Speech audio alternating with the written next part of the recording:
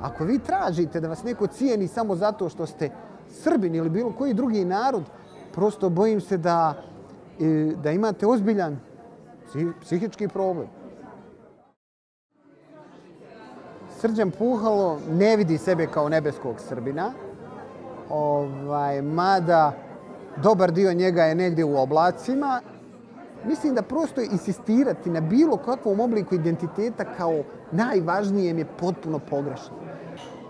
Ja ne mogu biti Srbin u kući. Ja sam tu otac i muž. Ali to ne znači da nisam Srbin. Kosovska večera, znači večer pred bitku na Kosovu, kada car Lazar, svjestan da udara na silu koja je veća i jača i moćnija od njegove, prosto bira između zemaljskog poraza i nebeske pobjede, ta neka askeza, znači da biraš nešto što je uzvišenije od onoga što je prizemno, čini mi se da bi trebala od nas da napravi bolje ljude. A mislim da to 90. godine nisu pokazale. Nismo mi birali u stvari te uzvišene ciljeve i carstvo nebesko. Na kraju, kada se taj mit negdje raspline, vidite da su njegove posljedice strašne. Bojim se da naše vođe ne daju da ti mitovi pretvore se u istoriju, pretvore se u činjenice, pretvore se u fakte, nego prosto održavaju te mitove da bi mogli da nas iskoriste. Nije problem zastrašiti narod ako imaš u svojim rukama medije, školstvo, ako imaš institucije.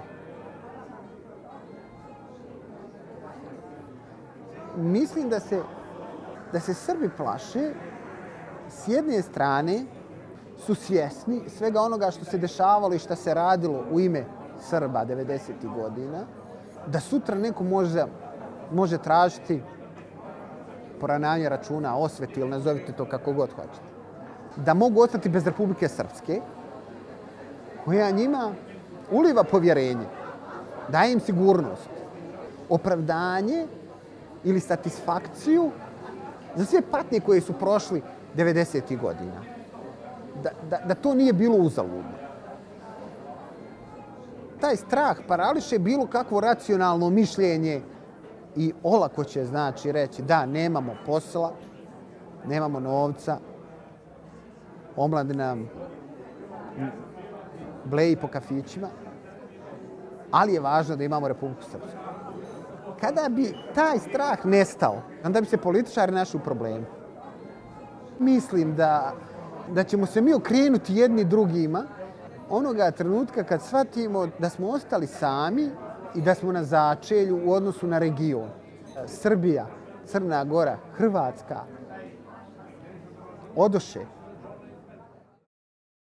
Kad ovo društvo počne da cijeni nekoga koji je dobar ljekar, koji je dobar pekar, koji je dobar muž, koji je dobar otac, a ne koji je dobar Srbin, onda za ovo društvo će postojati nada da će biti bolje.